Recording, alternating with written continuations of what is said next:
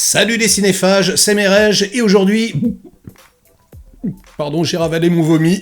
C'est le retour de Damian Leone, c'est le retour de Terrifier, c'est le retour de Art, le clown. Voilà, clairement le meilleur bogeyman depuis Freddy Krueger, j'ose le dire. Interdit aux moins de 18 ans, mais qu'est-ce que c'est que cette histoire? Bon, en même temps, quand on regarde le film, on comprend pourquoi. Vous n'êtes vraiment pas prêts? Mais vraiment pas.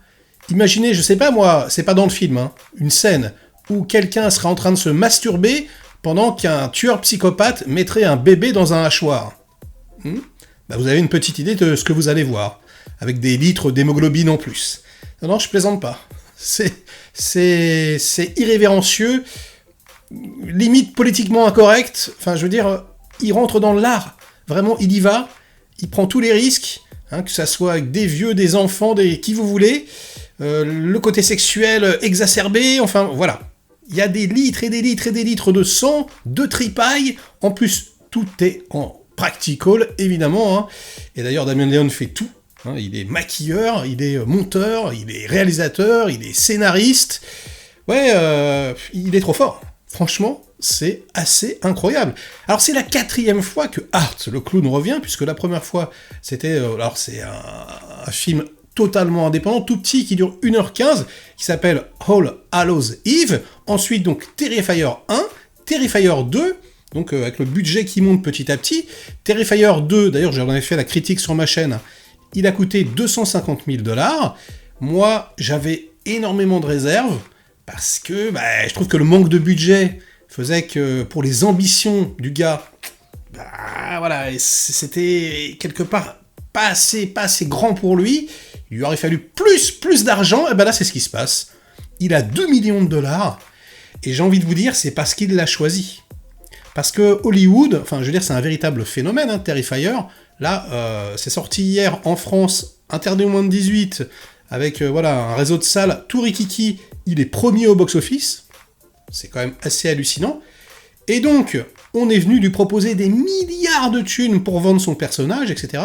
Et lui, non, il dit non. Et d'ailleurs, il a raison, il sait qu'il a de l'or entre les mains, il sait que il a une franchise, une licence, quelque part, un phénomène entre ses petits doigts de magicien, là, et du coup, il va faire fructifier ça. Il va attendre, peut-être qu'il le vendra plus tard. Mais en tout cas, là, pour l'instant, il fait monter les enchères, j'ai envie de vous dire, et puis, il baisse pas son froc, quelque part, hein, parce que c'est clair que il peut rester indépendant, il peut vraiment... je vous dis, rentrer dans l'art du système, et quelque part, résister, dire non à ces propositions de rachat, c'est une façon de faire un gros fuck aussi à l'industrie, hein, à Hollywood, en leur disant non, mais les gars, je reste au contrôle. Et nous, spectateurs, waouh, on est défrisés. Hein. Moi, j'adore le cinéma d'horreur, vous le savez, si vous suivez la chaîne, j'adore le cinéma gore, ça me fait pas peur, ça me fait marrer. Moi, ce qui me fait peur, c'est plus la pression psychologique. Mais très sincèrement, ici, ça faisait longtemps que j'avais pas vu des effets aussi crades. Hein. C'est limite insoutenable. Et alors, la salle, alors je l'ai vu à Châtelet-Les-Halles, c'est parti complètement en vrille. Il y a des gens qui sortaient, il y a des gens qui se sont foutus sur la gueule. Voilà, il y a eu une baston carrément avec la sécurité qui est intervenue. Hey, c'est cool. Enfin voilà, c'était une séance absolument rocambolesque. Et j'ai pris mon pied. Parce que il y avait énormément de problèmes dans le 2. Alors, je vous ai parlé du budget, mais pas que. Il y avait des problèmes d'écriture, des problèmes de rythme, et puis surtout, j'avais un problème par rapport à Art, le clown, qui, quelque part, fait toujours son numéro. Il est toujours en démonstration, même quand on ne le regarde pas. Et alors ça, moi, ça me pose un problème, parce que ça veut dire qu'en fait, il est en démonstration pour le spectateur. Et ça, pour moi, c'est une faiblesse de mise en scène. Parce que non, je veux dire, s'il est tout seul, il va pas s'amuser à faire « oh !» alors qu'il est tout seul, ça n'a aucun sens, quoi. Et là, il le fait quasiment pas. C'est-à-dire qu'il y a de toutes petites scènes, à un moment donné, il écoute derrière une porte, mais bon, voilà, ça passe, et puis surtout, voilà, dès qu'il fait le guignol, dès qu'il fait le clown, quoi, il y a toujours quelqu'un qui le regarde. Et ça change tout pour moi. Il a dû entendre les critiques, il a dû s'en rendre compte, et là, vraiment, pour le coup, toutes ses mimiques sont justifiées, tout son cabotinage est justifié, parce que c'est un truc de cabotin, hein. Vraiment, c'est une parodie de clown. Moi, j'ai fait du clown, enfin, j'ai tenté d'en faire, c'est ce qu'il y a de plus dur au théâtre, hein, parce que je suis un théâtreux à la base, si vous ne le saviez pas, et je comprends qu'on le trouve génial, l'acteur. D'ailleurs, il est super, hein, David Howard Thornton, mais si vous montrez cette performance à un vrai clown, il va trouver ça un peu ridicule, hein. On est vraiment, vraiment dans la caricature, c'est exacerbé. Mais si vous voulez, c'est ça qui remporte la mise. C'est-à-dire qu'au bout d'un moment, il est tellement, mais tellement over the top que ça craque. C'est un petit peu comme Jim Carrey. Moi, je suis pas forcément fan des mimiques comme ça, du jeu forcé, mais il est tellement fou, quoi, courtement chez Compagnie, quoi. Il en fait tellement des kilos qu'au bout d'un moment, ouais, on rigole, on peut plus, quoi. On fait, non, c'est pas possible, quoi. Il va pas aller jusque-là. Et si, en fait, il y va.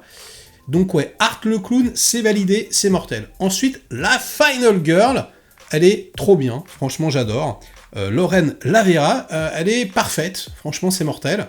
Et leur relation, leur confrontation, elle est méga satisfaisante. C'est vraiment, vraiment très, très bon.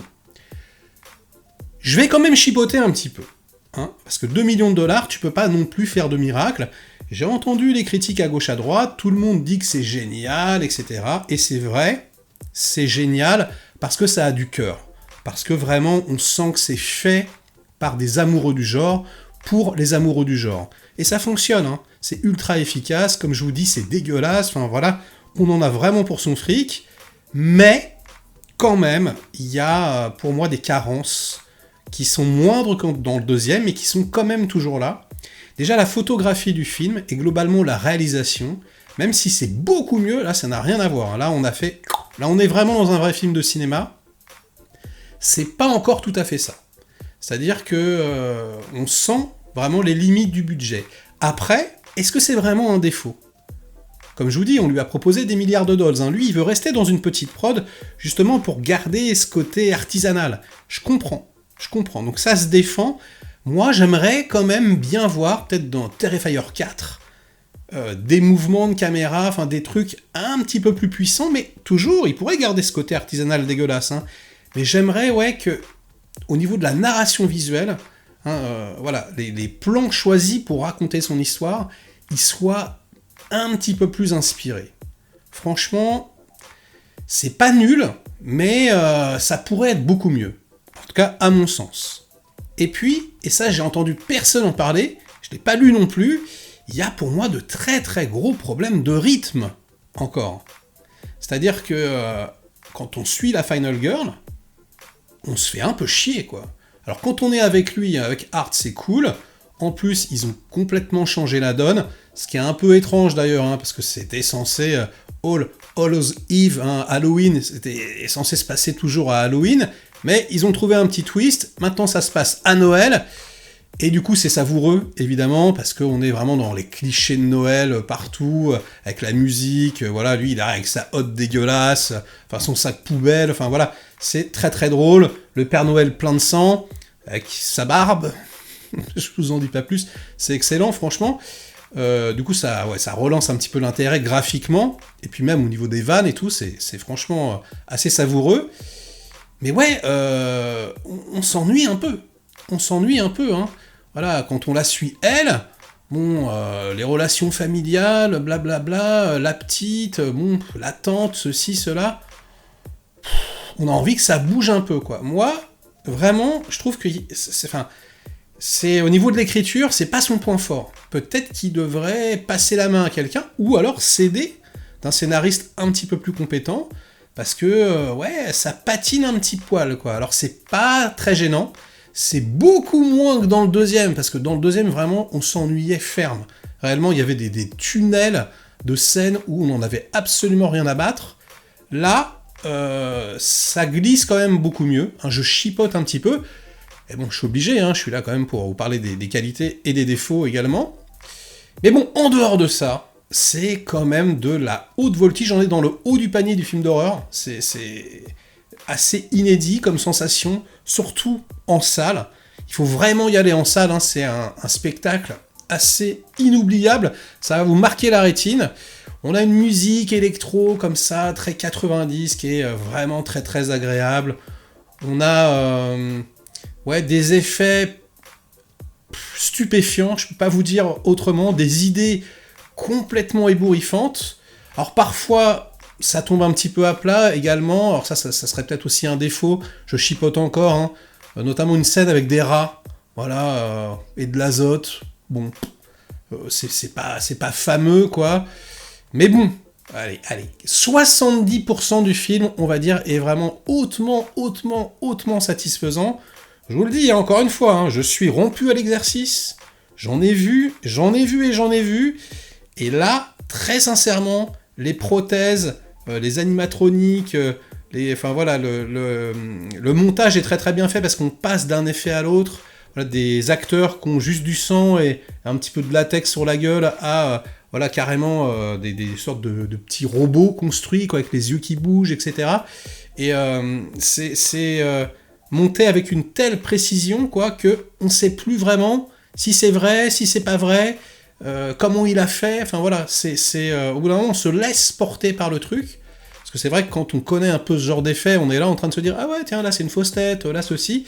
Mais le montage un petit peu épileptique comme ça qu'il a imposé hein, depuis le départ, fait qu'on est un petit peu perdu, hein, et on arrête en fait d'y réfléchir, et du coup on se laisse porter comme ça par l'ultra-violence, par l'ultra-gore. Et bah, si vous aimez ça, vous serez ravis, vous serez comblés, les petits amis. Donc Art le Clown, bienvenue encore une fois, hein, welcome back, ça fait trop plaisir de te revoir. Surtout que bah, là, c'est vraiment infiniment meilleur que la fois d'avant. Allez-y, franchement les enfants, allez-y. C'est dur, il n'est pas distribué partout à cause de son interdiction, donc allez soutenir, parce que franchement, il faut, si vous en voulez d'autres. Et sur ces bonnes paroles, ce sera la fin de cette vidéo, donc likez-la si elle vous a diverti un minimum, délikez-la sinon, inondez-moi de commentaires comme d'habitude pour faire marcher le petit robot YouTube, et nous, on se retrouve très vite pour de prochaines aventures. Ciao!